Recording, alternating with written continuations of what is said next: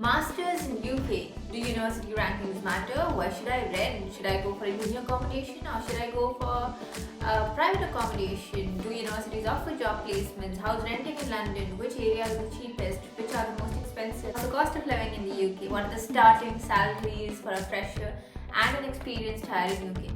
So many questions students have. Today I'm going to answer all of them here. Welcome back to my channel, guys. This is Aarti here. And just like you guys, I was once in this phase where I had so many questions when I decided to do a master's in UK, which is why today I'm putting all this together in this one video, and I hope it reaches to as many students as possible who want to come to UK so that it answers all of their questions in one go in the shortest time possible. So I'm going to make this as informative as I can, and if you still have more questions, please let me know in the comments below so that I can make a part 2 of this video if there's something which I haven't answered in this video. So I have picked for this video, I have picked top 10 frequently asked questions which people ask me whenever they want to come to the UK. So I've picked those 10 questions which you can see in the next slide, which I'm going to be putting up in this video. So these are the top 10 questions that I'm going to be answering in this video. So stay tuned.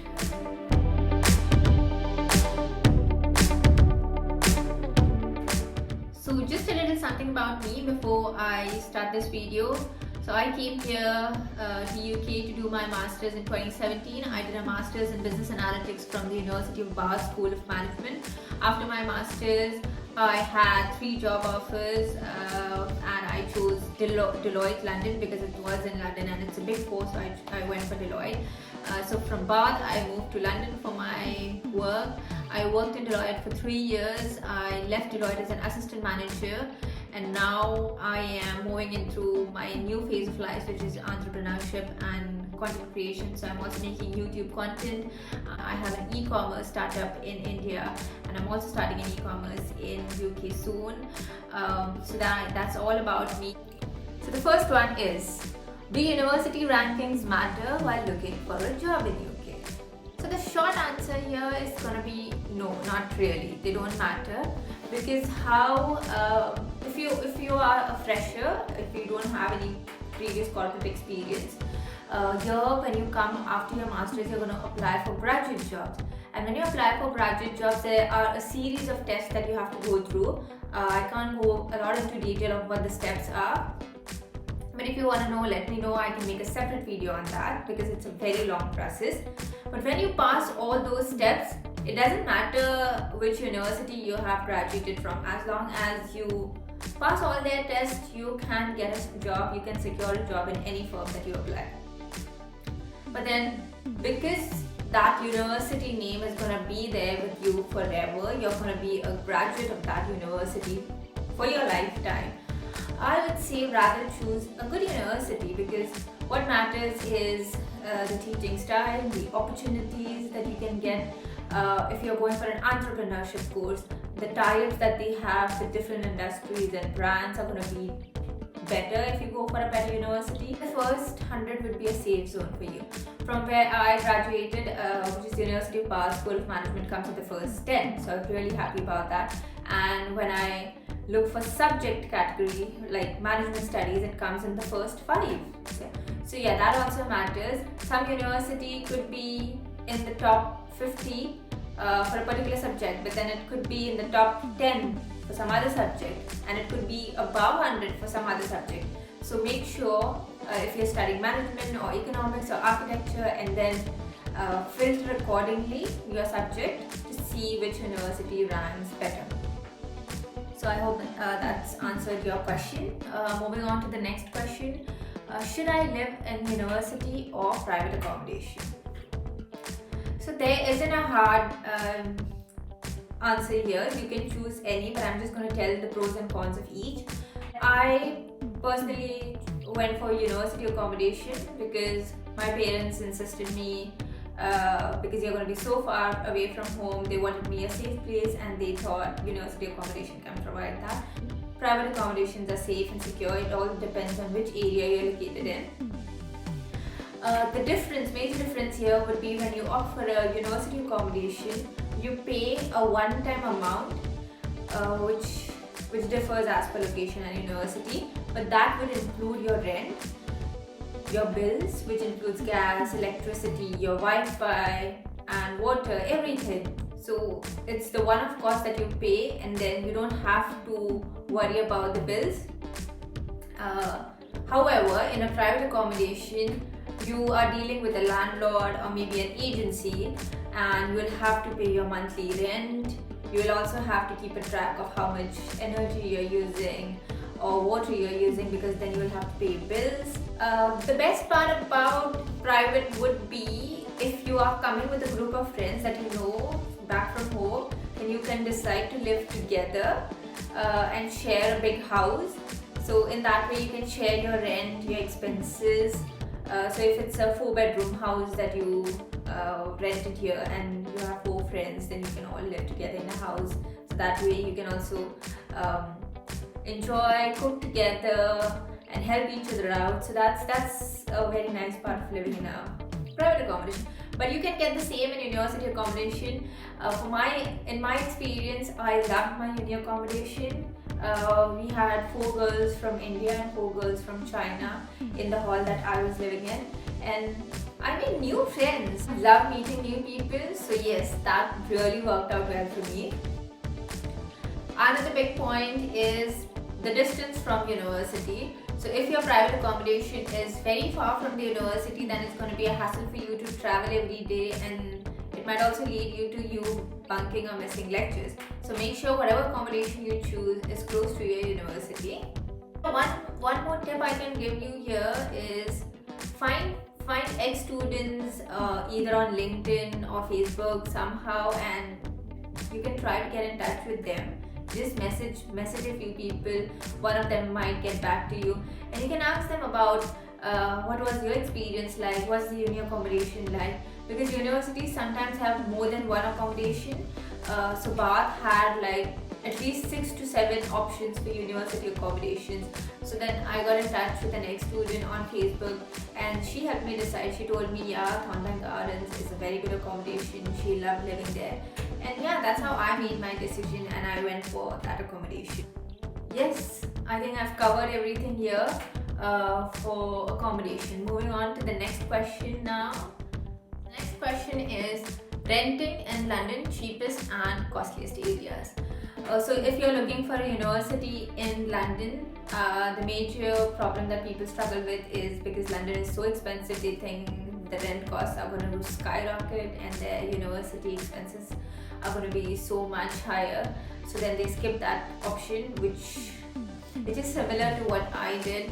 Had offers from universities in London, but then I didn't go for them thinking it's going to be so expensive. But it's not like that.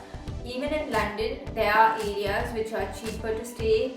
The cost of living is much lesser. Sometimes even the towns, like where I studied, Bath is a heritage city in UK, and it's even costlier than London. So it's not like it's just London that's expensive and outside London is cheaper. It all depends on which area you're in. London is made up of zones, so you can see in the picture. So it has like circular zones like central, and then 1, 2, 3, 4, it goes on up to 7 and 10. So the costliest would be, as you move away from the circle, it gets cheaper. But then there are some areas in the outside circle also which are very posh and elite, and then they can get expensive. So it's finding an area that fits your budget and also your standard of living. So you can either find a very tiny room with just a tiny bed for £300 or £400, or you can go for a studio which could then go up to £1,200, or you can go to a 1-bedroom or a 2-bedroom house and then share it with a friend of yours, which could again cost you, if you're in central London, it might cost you about £2,000, but if you move further away, it's going to cost you like £1,000. Moving on to the next question, part-time jobs, where to search. So as a university student here in Masters, it is very common to do a part-time job while studying. So you're allowed to work, officially allowed to work 20 hours per week. So yeah, just work that much, and then the rest of the time There are many websites here, which I'm going to list in the description below, where you can find a part-time job. But your main source is also going to be your university. There's a union, students union in every university, where you can ask them what are the opportunities in the university for a part-time jobs. So university campuses here are huge. There are a lot of opportunities on the campus itself for a part-time job, but if that's all full, then you can go to the city center and talk to shops there and secure one. If both these things don't work out, then there are numerous websites where you can find a part-time job, and it's very easy, especially if you are in London. It's going to be super easy to find a part-time job. It will help you get those extra bucks so that you can travel and enjoy your life here. So next question is, what items should I get from home? Honestly, if your university is in London, if you're going to study in London, you don't have to get anything. You will have everything at your doorstep here, because London is so diverse in culture. No matter where in the world you're coming from, you will find everything here. But if there's something that you're craving for, especially which your mom makes, or especially that comes from your family, then yeah, surely get that. However, if you're going to study outside of London, then you might want to think what you want to get, because not all areas outside of London are very diverse. So where I lived in Bath, there aren't many Indian shops, or there isn't a lot of Indian community there. So then I got stuff which I wanted from India, so like ghee, and then some spices that I like. So yeah, that all stuff I got. But I wouldn't suggest packing a lot of like clothing or winter stuff, because winter jackets here are very reasonable. You get it at the same price that you would spend back in India in H&M or M&S. It's the same price here. So rather than packing your luggage with winter coats, you might as well just buy them here and then save that space for something else. You can get your books. So I think the important thing is getting a laptop from India, a laptop, a charger, and your phone. When you come here, after the first week, after the orientation is all done, you are soon going to start with your lectures, and you need a laptop. No matter what course you're doing, you need a laptop for your research, your analysis, and you wouldn't have time to look for a laptop here and buy a laptop here. So that is one thing I would definitely get from India. Next question here is very important. Do universities have job placement? Single word answer, no. Universities here do not have job placement used, where companies come on campus and have interviews and then you're selected. No. Companies do come on campus for careers fair, and then so like whenever, just find out the date when the careers fair is happening on campus, and it's a must visit. You should go there and talk to the companies that you want to apply to. You can ask them when are their application forms coming out. You can ask them what's the process like. You can ask them any questions that you have, and you can ask them what all opportunities they have in the company. So usually for these careers fair, employees of the companies are there present, so you can actually talk to the company employer. So that's your best chance to get to know your company you want to apply for better. And when you have all the information, all you have to do is keep a track of the date when the application forms are coming out, and then apply, and then go from there. You can also ask them about how can you apply for an experienced hire if you are one. Next, I do not have corporate experience. Can I get a job? Big yes. Yes, you can get a job here as an experience if you do not have corporate experience. So as I mentioned before, there are a lot of graduate job openings here in the UK that you can apply for. It's just that you have to keep a track of when the applications are coming out and apply in a timely manner. Don't apply for 100 companies, just shortlist the ones that you're really interested in and make your way through them, because it's a very lengthy process and it's a very hectic process. So you wouldn't be able to give your best to 100 companies, rather just narrow it down to like 5 or 6, then you would be able to give your best, because you have to prepare for the first round interview. There are going to be almost 6 rounds. So imagine 6 companies, 6 rounds, already 36 rounds that you're dealing with here. You research a lot about the company that you're applying for, and research the role that you're applying for, see if it really interests you, and then go ahead with that one. Next, starting salary for fresher and experienced hire. So now it depends on where you're applying, if it's in London or outside London. Usually in London the salaries are slightly higher, but then also because the expenses here are a lot higher, the rent, the travel, everything. So everything is expensive in London, and that is why the salaries are higher. But for London, the average is around like 25 to 30. I think mostly 30. 30k is the starting salary for a fresher here. I think this would be an average. There are companies who offer slightly higher than this, and then also there are companies which would offer you slightly lesser than this. What I'm talking about is an average here. So 30k would be an approximately fair salary to start with in London for a graduate hire if you don't have any previous experience. For experienced hire, it can go up to 45k. If you have like 1 or 2 years of experience, then yes, 45k would be an average salary here.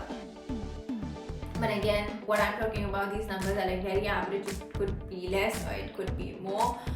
For some IT jobs, it could even get like as high as 80 to 90k, because there are technologies in IT which are very in demand. But then for other industries, it can be less than 40 for an experienced hire as well. It could be, yeah, somewhere between 30 to 40 for an experienced hire in some other industry. So what I'm talking about is just an average. If you want to know more, you can look for a website called glassdoor.com, where you can find out salaries depending on which industry you're working in, what's the experience. So yeah, go check out that. Next is cost of living, travel and food. So cost of living again differs if you're in London and outside London, but then again also depends on what kind of standard of living you looking for here in London. So what I'm going to tell about is the minimum, because maximum there is no limit. If you have money, you can spend it as much as you want. £200 per month would be enough for you for food as well as travel and a few movies or just restaurant outings. £200 minimum is enough, and it can go to as high as 1,000 or 2,000 or anything. Now you can also bring it down to like £100 per month if you're not going to any restaurants, if you're not going to movies, if you're just gonna sort out your groceries and your fruits and stuff, then I think £100 per month is also enough. There are different superstores. So there's like Lidl, there's Tesco, Sainsbury's, M&S, Waitrose, and the difference between them is the rates. So you can buy like good quality, good stuff, high and expensive products from Waitrose, but then there's also Lidl where you get like cheap stuff. I wouldn't say any of them is like bad, it's catering to everyone's needs. So depending on your budget, you can decide where to buy and how much you can save. Yeah, that's it guys. So I've answered the top 10 frequently asked questions about masters in UK. If you have more questions, please write them down in the comments below. I can either answer them here, or if there are too many, I can try and make a part 2 of this video. So yeah, I hope this video reaches to as many students as possible. Please share it with your friends